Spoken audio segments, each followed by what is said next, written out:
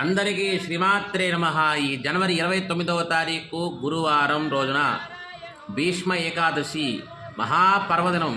ఎందుకనంటే సాక్షాత్తు శ్రీకృష్ణ పరంధాముడే లోకానికి భీష్మ ఏకాదశిని ఇది నా ఏకాదశి కాదు, భీష్మ ఏకాదశిగా పిలవాలి, భీష్మ ఏకాదశిగా అందరూ కూడా నిర్వహించుకోవాలని చెప్పని శ్రీకృష్ణ పరమాత్ముడే లోకానికి తెలియజేసినటువంటి అత్యద్భుతమైనటువంటి పర్వదినం.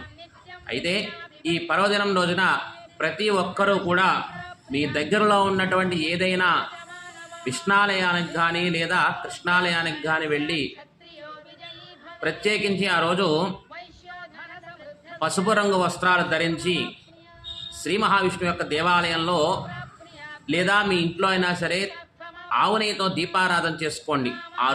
విష్ణు సహస్రనామ పారాయణం తప్పకుండా చేయండి.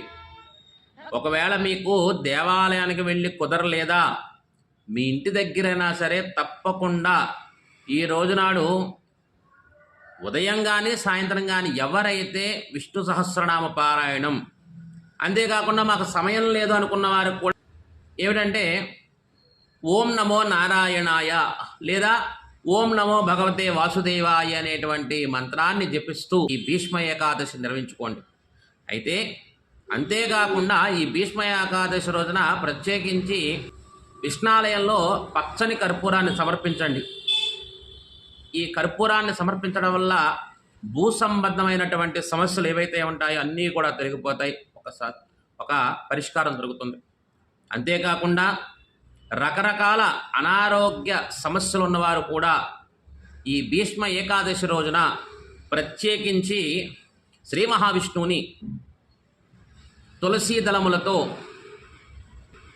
లేదా మీ ఇంట్లో అయినా సరే కృష్ణుడు భగవాను కృష్ణమూర్తి యొక్క ఫోటో ఉంటుంది కదా, ఫోటో శ్రీకృష్ణ పరమాత్ముడి యొక్క ఫోటో లేకపోయినా సరే సాక్షాత్తు వెంకటేశ్వర స్వామి వారికి అయినా సరే లేదా మీ దగ్గరలో ఉన్నటువంటి ఏ వైష్ణవ క్షేత్రానికైనా సరే తులసిని సమర్పించండి. తులసితో స్వామివారిని అర్చించండి. ఓం నమో నారాయణ అనేటువంటి మంత్రాన్ని పఠిస్తూ ఉండండి. తప్పనిసరిగా అందరికీ కూడా సమస్యలన్నీ కూడా తొలగిపోతాయి.